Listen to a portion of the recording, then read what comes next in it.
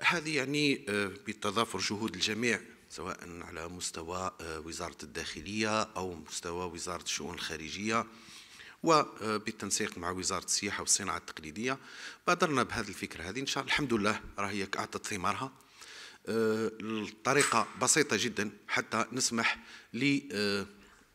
للسواح الأجانب يكتشفوا الثروات والمقومات السياحية المتواجدة على مستوى جنوبنا وجنوبنا الكبير، اللي يعد أكبر متحف على الهواء الطلق في العالم، وكل ما يكتنزه هو تاريخ، هو حضارة، هو كل شيء.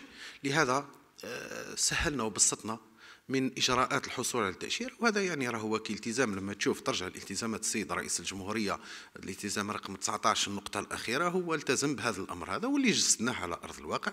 حاليا يعني الأمر راه يمشي بكل سلاسة وبكل سهولة، والأجانب راهم ما كيجيو الحمد لله. يعني كاين لحد الساعة يبدو لي ما خانتنيش الذاكرة تمت معالجة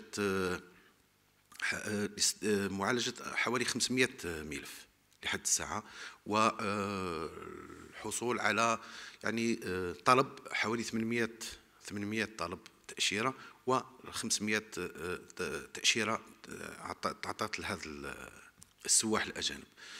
أما بالنسبة للنقل الجوي، ثم تعلموا أنه الجوية الجزائرية يعني كان عندها عدة طائرات كانت في الصيانة، لهذا كان شيء شح، لكن كانت تسير فقط لبعض الرحلات الجوية. وإن شاء الله لما يعني حسب ما صرح به السيد وزير النقل ورئيس المدير العام للخطوط الجوية الجزائرية، لما تخرج هذه الطائرات هذه من الصيانة راح يكون إن شاء الله توزيع عادل، وخاصة توزيع أكبر وأحسن، خاصة لما يتم. انتم على بالكم باللي كاين برنامج لاقتناء 15 طائرة، راح يكون ان شاء الله امور جيدة ويكون فيها الافضل ان شاء الله في قادم الايام.